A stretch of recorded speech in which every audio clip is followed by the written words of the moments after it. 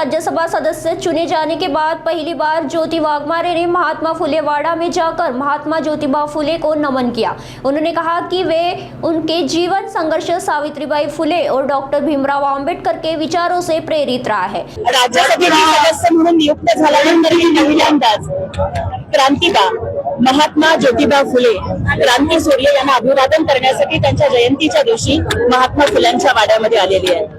बुद्ध कबीर भीमराव फुले या भूमीवर जन्मले, त्यांनी जनजीवन फुलविले व शेजारीने सखेबाई ही चळवळीची गाणी ऐकत आम्ही मोठे झालो।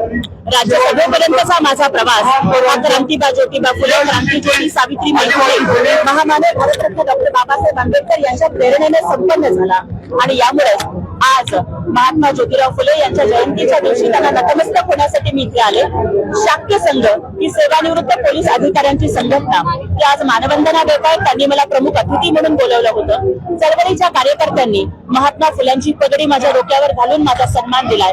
क्रांतिबा, क्रांती सूर्य महात्मा ज्योतिराव फुल्यांची ही पगडी कायम मला जाणीव करून देत जाईल की पुस्तकावरती पुरोगामी विचारांचे संस्कार आहेत। कष्टकऱ्यांसाठी, श्रमिकांसाठी, शेतकऱ्यांसाठी आणि महिला भगिनींसाठी लढणं माझे आद्य कर्तव्य राहील।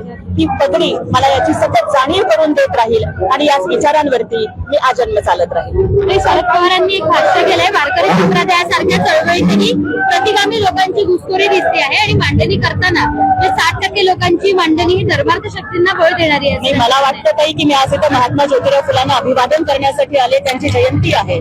आज आपण महात्मा फुलांच्या वाड्याच्या पवित्र प्रांगणात उभे आहोत। कुठल्याही राजकीय विषयावरती भाष्य करणं किंवा टीका टिप्पणी करणं हे या प्रसंगी तरी मी योग्य समजत नाही। माझ्या अंतःकरणापासून क्रांतीसूर्य महात्मा ज्योतिराव फुलांना मानाचा मुजरा, क्रांतीज्योती सावित्रीबाई फुलांना मानाचा मुजरा।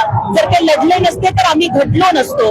आणि माननीय उपमुख्यमंत्री एकनाथजी शिंदे साहेबांनी या सावित्रीच्या लेकीला राज्यसभेचा खासदार बनवलं आणि त्यांना मानवंदना देण्यासाठीच मी सावित्रीबाईंच्या वेशात शपथ घेतली। आज फक्त या महापुरुषांच्या चरणी नतमस्तक होऊन लढण्याचं बळ मागण्यासाठी आले। महात्मा फुलेंचे जे सगळेजण अभिवादन करतात ते महाराष्ट्राला दिशा देणारे महात्मा फुले होते। मात्र याच राज्यात आपण बघतोय गेल्या काही दिवसांपासून मोदू बाबूच्या आधी जाणारे राजकारणी काय वाटतं अशा जे काही अशा वेळेला